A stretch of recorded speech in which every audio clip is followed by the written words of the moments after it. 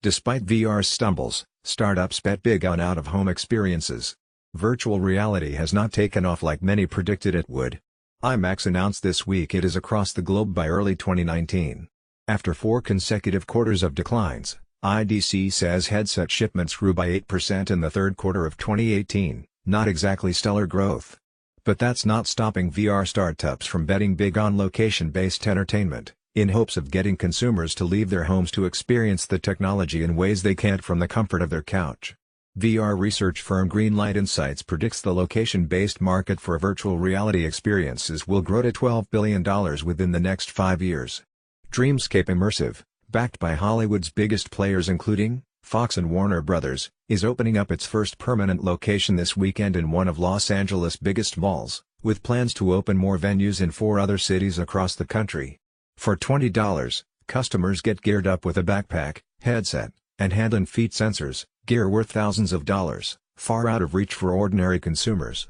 Customers can pick between one of Dreamscape's 3 immersive storylines that last about 20 minutes, for an experience that's been described as a cross between a movie and an amusement park.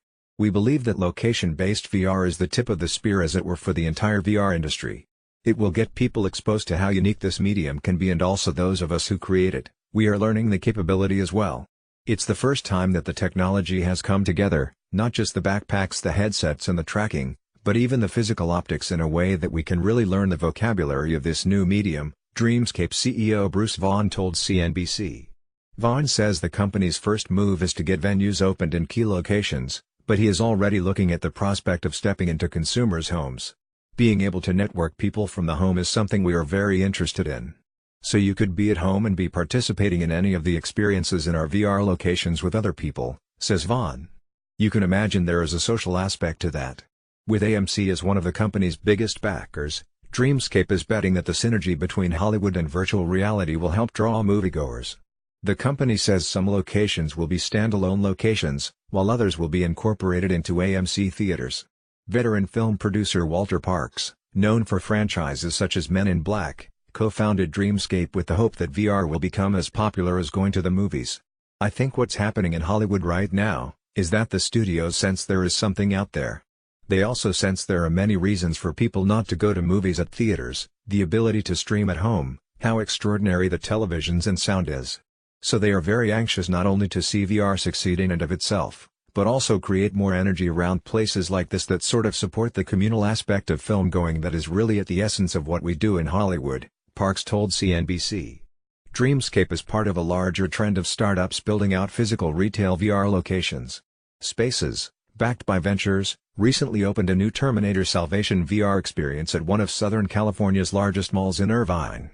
And The Void, which invested in through its incubator program, is expanding to 17 locations this year, featuring a virtual Star Wars experience. Comcast Ventures is part of Comcast, which is also the parent company of Universal, NBC News and CNBC. Stephen Desaulniers is a field producer for CNBC. Julia Boorstin joined CNBC in May 2006 as a general assignment reporter. Later that year, she became CNBC's media and entertainment reporter working from CNBC's Los Angeles bureau. Boorstin covers media with a special focus on the intersection of media and technology. Boorstin joined CNBC from Magazine where she was a business writer and reporter since 2000, covering a wide range of stories on everything from media companies to retail to business trends. During that time, she was also a contributor to Street Life, a live market wrap-up segment on CNN Headline News. In 2003, 2004 and 2006, the journalist and financial reporting newsletter named Boorstin to the TJFR 30 Under 30 list of the most promising business journalists under 30 years old. She has also worked for the State Department's delegation to the Organization for Economic Cooperation and Development, OECD, and for Vice President Gore's Domestic Policy Office. She graduated with honors from Princeton University with a BA in history. She was also an editor of